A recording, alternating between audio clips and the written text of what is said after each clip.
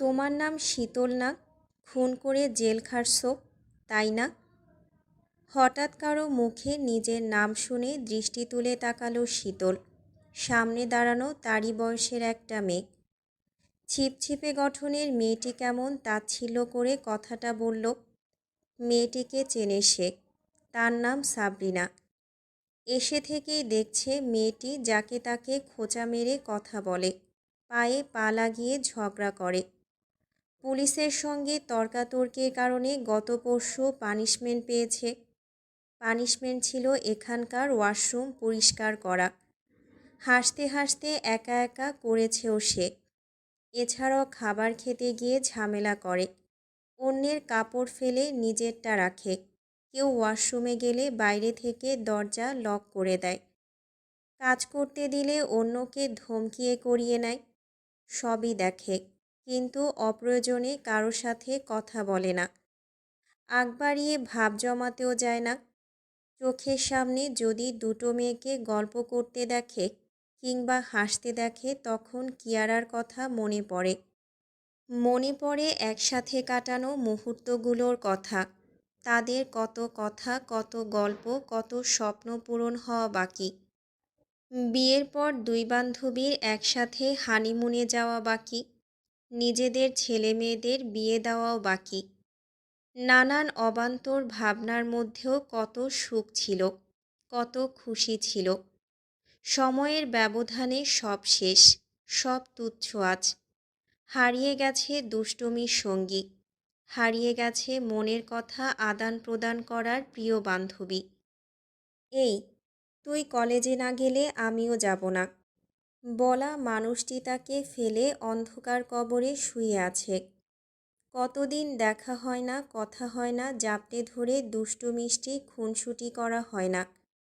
সত্যি বলতে যখনই তার কথা খুব মনে পড়ে স্মৃতিঝলকে চোখের সামনে ভেসে ওঠে খুনসুটি মুহূর্তগুলো। তখন চোখের পানিতে রাস্তা দেখতে পায় না, শ্বাস আটকে আসে। ভাবতে পারে না তার কারণে তার বান্ধবী পৃথিবীর বুক থেকে হারিয়ে গেছে।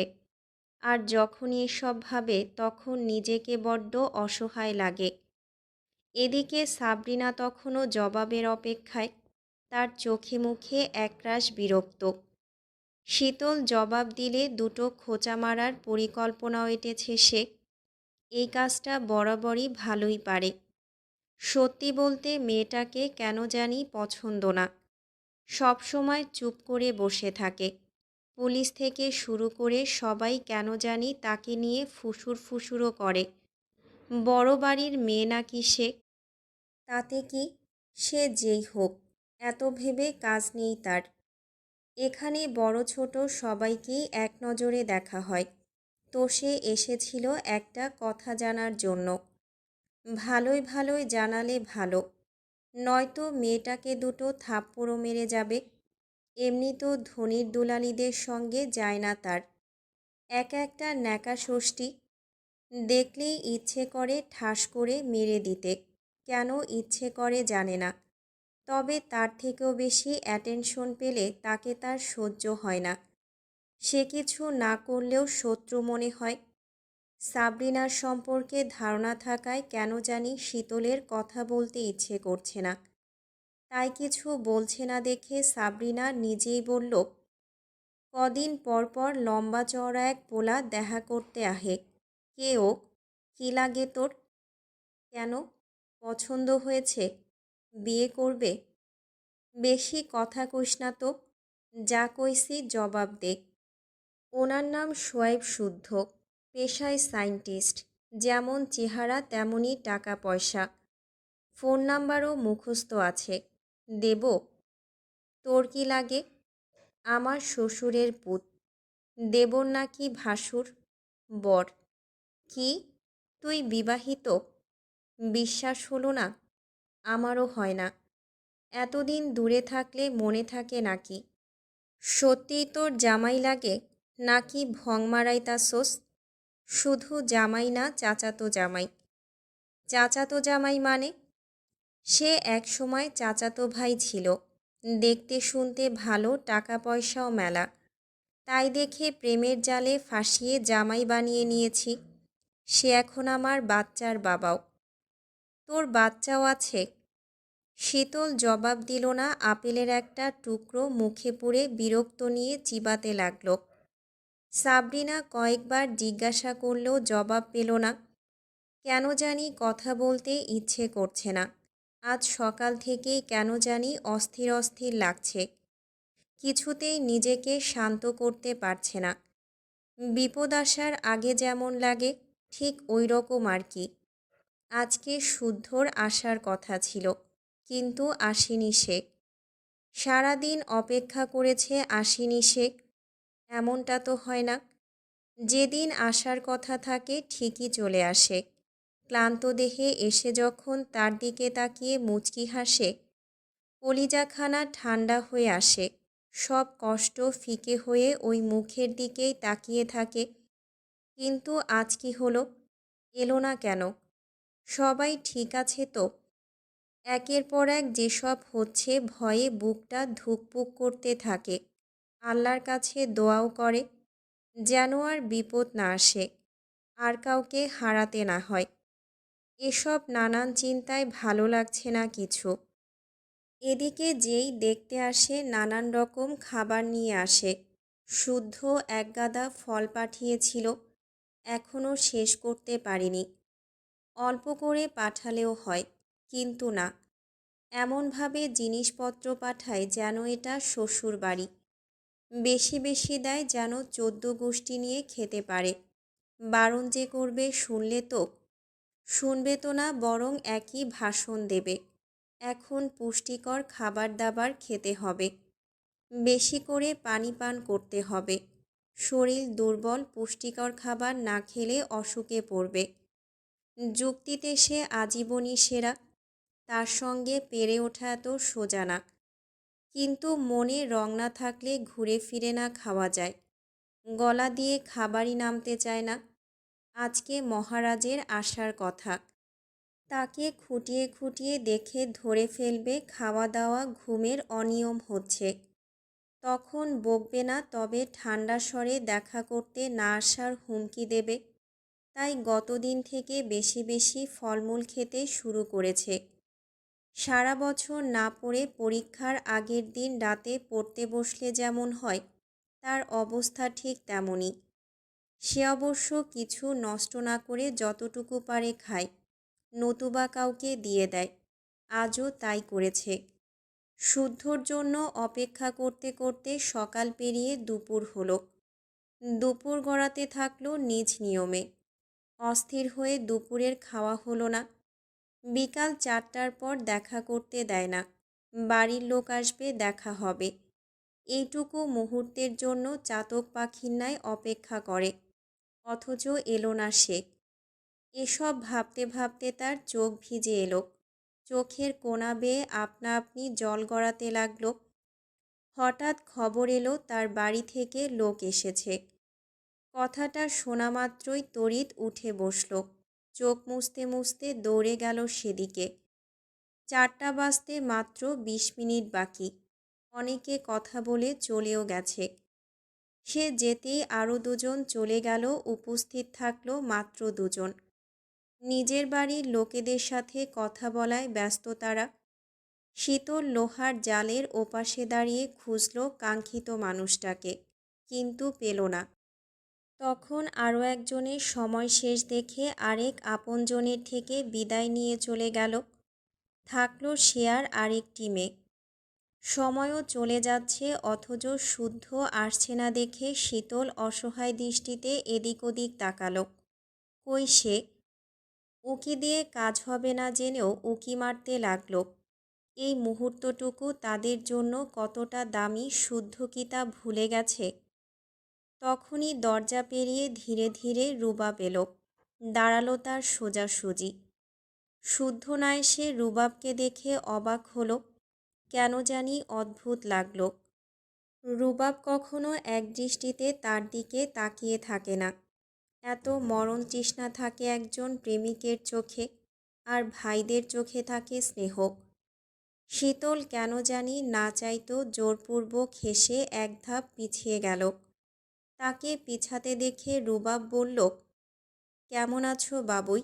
চিনতে পারছো আমাকে? শীতল বাকহারা হয়ে বিস্ময় নিয়ে তাকালো।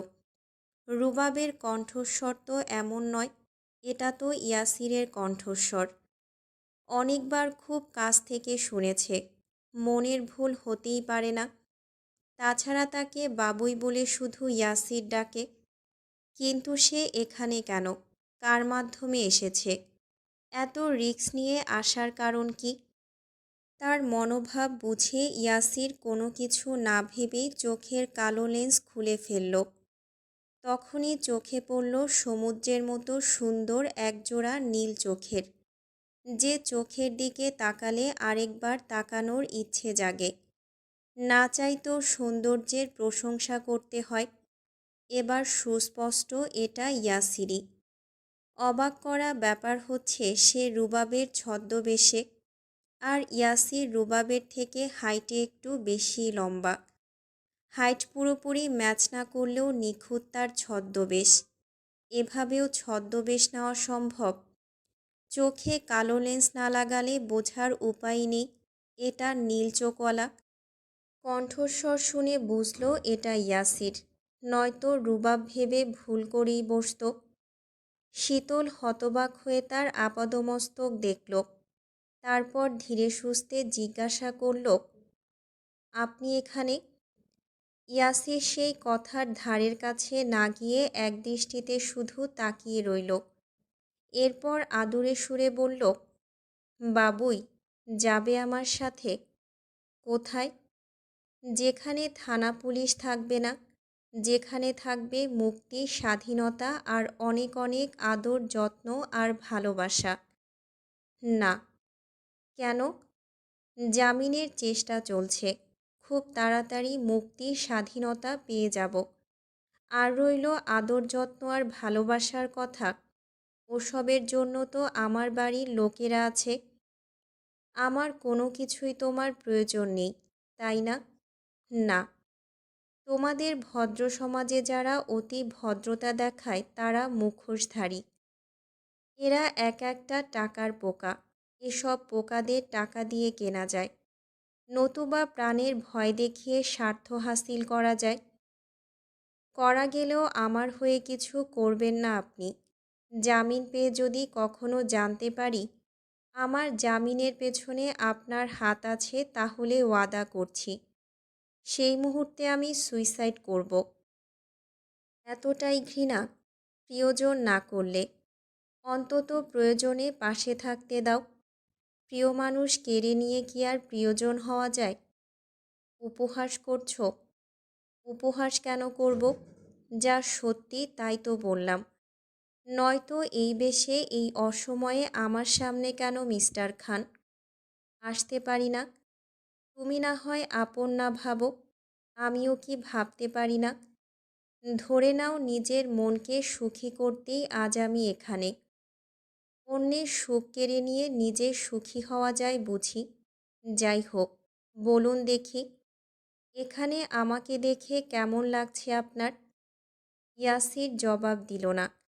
কিছুক্ষণ চুপ থেকে মলিন সুরে জবাব দিল, বিষণ্ণ মেঘের মেঘমালা তুমি, আমার কাছে বরাবরের মতোই ভয়ঙ্কর সুন্দর। বাহ, দারুণ বললেন তো। মাফিয়া না হয়ে কবি হলেও পারতেন। প্রেমে পড়তে? বুঝলাম না। কবি হলে আমার প্রেমে পড়তে? শীতল জবাব না দিয়ে দৃষ্টি সরিয়ে অন্যদিকে তাকালো। তবু ইয়াসির তৃষ্ণা নিয়ে তাকিয়েই রইল। এটা কিসের তৃষ্ণা? একটু ছুঁয়ে দেখার, নাকি না পাওয়ার? কি জানি, হবে কিছু একটা। সবার সব কিছু খুঁটিয়ে দেখতে নেই, জানতেও নেই। জানতে গেলে মন পুড়ে যাওয়ার সম্ভাবনা থাকে। এর চেয়ে কিছু জিনিস দেখে না দেখার ভান করাই উত্তম। তাকে চুপ দেখে ইয়াসির বলল, ভাগ্য যদি ফোনের মতো এক ক্লিকে রিফ্রেশ করা যেত, তাহলে আমার ভাগ্যলিপি আমি নিজে লিখতাম। অভাগা, অপ্রাপ্তি, আঘাত, অভাব, অপূর্ণতা শব্দগুলোকে চিরতরে মুছে ফেলতাম। কষ্টের অস্তিত্ব রাখতাম না, থাকতো না কোনো পিছুটান। শুধু থাকতো একরাশ পূর্ণতা আর নিজের মতো করে সাজানো এক ঝলমলে গল্প। আর কিছু বলবেন? আমি যাই। এখনও 15 মিনিট বাকি। আমার সাথে 20 মিনিট কথা বলতেও এত অনীহা। আজকে শুদ্ধর আসার কথা ছিল, সে না এসে আপনি কেন? আমি আসতে চেয়েছি তাই তাকে পারমিশন দেওয়া হয়নি। তাছাড়াও আসতে পারত না, বাইক অ্যাক্সিডেন্ট করেছে। যদিও আমিই করিয়েছি। কথাখানা কর্ণকুহরে ঢুকতেই শীতলের দৃষ্টিজোড়া কঠিন হয়ে এলো। বোচা নাকের পাটা ফুলে উঠল। সে হিসিয়ে বলল, আপনি কি কখনোই আমাদেরকে ভালো থাকতে দেবেন না? দেব, যদি আমি যা চাই তাই দাও। আপনি বেঁচে থাকতে আপনার কোনো চাওয়া পূরণ করব না আমি। মরে গেলে করবে? শুদ্ধর অ্যাক্সিডেন্টের কথা শুনে শীতল ঘৃণার দৃষ্টিতে তাকিয়ে রইল। এই মানুষটা তো জঘন্য কেন? আর কত ক্ষতি করবে তাদের? সে ঘৃণায় মুখ ফিরিয়ে নিলে ইয়াসির ঠোঁট টিপে হাসল। আসলে সে মিথ্যা বলে বাবুই পাখির মিষ্টি মুখে রাগের আভাটুকু উপভোগ করতে চাইল, যার জন্যই মিথ্যার আশ্রয়। শীতলের চোখ দিয়ে জল গড়াচ্ছে দেখে ইয়াসিরের বুকে ব্যথা হলো। তার বাবুই তার জন্য এত উতলা হয় না, ব্যথা পেলেও এত কাতর হয় না। সে নিজেকে সামলে পুনরায় বলল, বলো, আমি মরে গেলে আমার চাওয়া পূর্ণ করবে তুমি? যদি আপনার থেকে চিরতরে মুক্তি পাই তবে করব। বলুন কি চান? জানোই তো, আমার আমি ছাড়া এই পৃথিবীতে আমার আর কেউ নাই। তাই আমি চাই, আমি মারা গেলে আমার কবরের যত্ন নিও। শীতল জবাব দিল না। তার মাথায় ঘুরছে শুদ্ধ কেমন আছে, কতটা লেগেছে। তাই তাকে জিজ্ঞাসা করল, শুদ্ধ কেমন আছে? ঠিক আছে তো? মরেনি, তবে 3-4 সপ্তাহ হয়তো দেখা করতে আসতে পারবে না। সমস্যা নেই, আমি তো আসব। এ কথা শুনে শীতল ফুঁপিয়ে কাঁদতে লাগল। চোখ মুছে চলে যাওয়ার জন্য পা বাড়ালে ইয়াসির বলল, আমি এলে হবে না বাবুই? না। কেন? কেন হবে না? ভালো তো আমিও বাসি। শীতল চুপ। বলো, বলো না, কেন হবে না? জবাব দিয়ে যাও। বাবুই, বাবুই।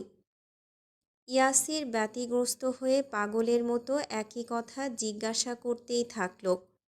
তখন শীতল ছলছল চোখে তাকিয়ে কান্নারত কণ্ঠে উচ্চারণ করল, কারণ আপনি আমার কেউ না।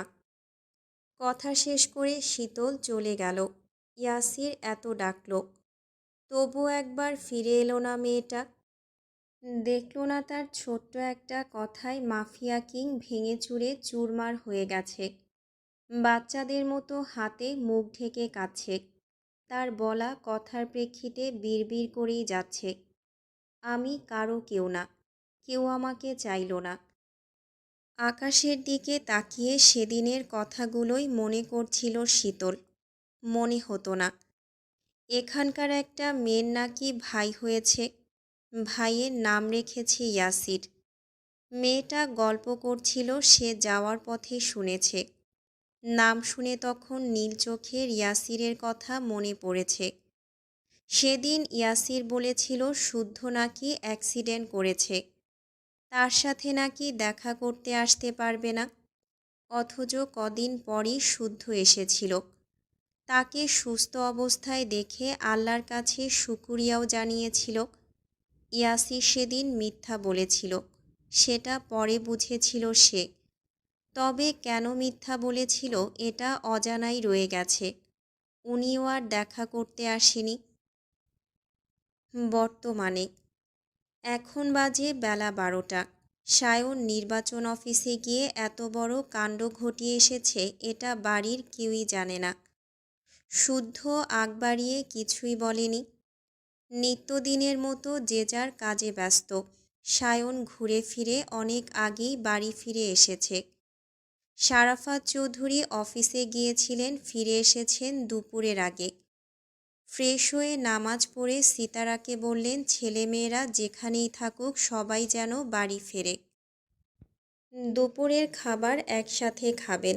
ওনার কথা শুনে সিতারা বাকিদেরকে ফোন করে বাড়ি ফেরার তাড়া দিলেন। সাফওয়ান চৌধুরী, শতরূপা চৌধুরী এসে পৌঁছালেন কিছুক্ষণের মধ্যে। শুদ্ধ অনেক দিন পর ল্যাবে ঢুকেছিল। কাজ না করে থম মেরে বসেছিল, অথচ হাতে অনেক কাজ। মন না টানলে কি আর কাজে মন বসে? বসে না। সে চুপ করে বসে মনে মনে কিছু হিসাব মিলাচ্ছিল। তখন সিতারার কল পেয়ে ধীরে সুস্থে নিচে গেল। সায়নের পাশের চেয়ার ফাঁকা দেখেও ঘুরে সাফওয়ান চৌধুরীর পাশে বসল। সায়ন মাথা নিচু করে শুধু মলিন হাসল। শাহাদাত চৌধুরী আর শীতলের চেয়ার ছাড়া বাকি চেয়ার পূর্ণ। একদিন শীতলের চেয়ার পূর্ণ হবে, শুধু শূন্য থেকে যাবে শাহাদাত চৌধুরীর চেয়ার। এদিকে গিন্নিরা একে একে সবার প্লেটে খাবার তুলে দিলেন। যে যার মতো খেতে শুরু করল। তখন শারাফাত চৌধুরী গলা খাকারি দিয়ে সকলের দৃষ্টি আকর্ষণ করে বললেন, আমার কিছু বলার আছে, আশা করি সবাই মন দিয়ে শুনবে। আমার কথাগুলো শোনার পর যার যার মতামত জানিও। এতদিন তোমাদের ভালো রাখার জন্য যতটুকু করা যায় করেছি। আজকাল শরীরও আর চলছে না, তাই ভেবেছি আমার অর্জিত সম্পত্তি টাকা পয়সা তোমাদের বুঝিয়ে দেব। এতটুকু বলে উনি থামলেন। মাছ বেছে সৃজনের প্লেটে দিচ্ছিলেন সিমিন। ওনার মধ্যে আগের মতো রূপজৌলস আর নেই। মনমরা হয়ে থাকেন সব সময়। শুকিয়ে গেছেন অনেকটা।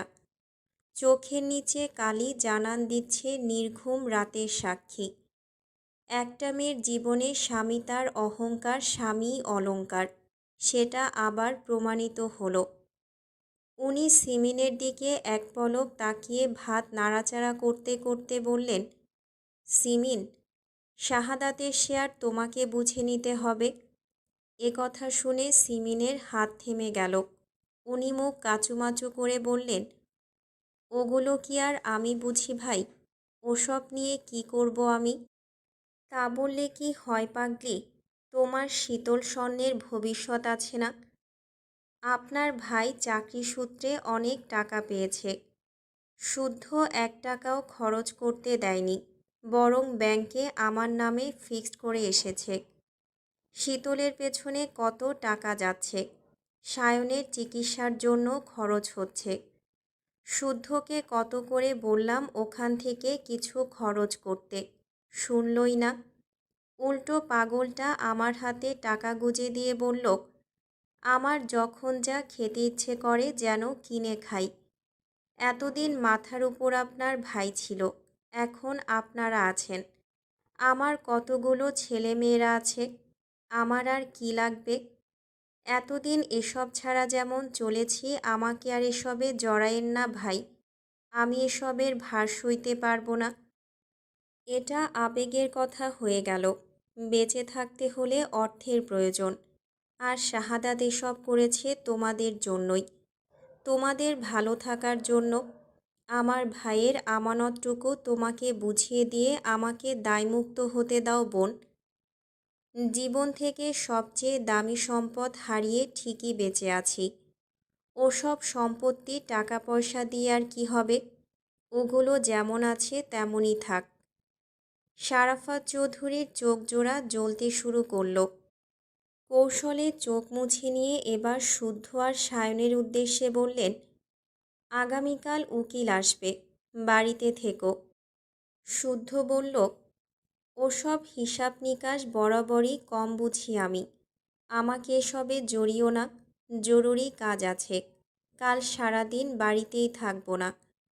শুদ্ধর পর এবার শখ বলল, আমাকে যে ঘর দেখে বিয়ে দিয়েছ, আমি ভালো আছি, সুখে আছি, আলহামদুলিল্লাহ। আল্লাহ দিলে অর্কদের অনেক আছে, তাই আমি মন থেকে বলছি, আমার ভাগের জিনিস আমার ভাইদের মাঝে ভাগ করে দেওয়া হোক। আমি জানি আমার ভাগে জিনিস দিলেও আমার ভাইরা আমাকে কখনোই ফেলবে না, না দিলেও ফেলবে না। তা বললে হয় মা? অন্যের ভরসায় না থেকে নিজের পায়ের মাটি শক্ত রাখা বুদ্ধিমানের কাজ। আমি জানি তোমার ভাইরা তোমাকে ফেলবে না, তবুও এই ব্যাপারে এটাই আমার শেষ কথা বাবা।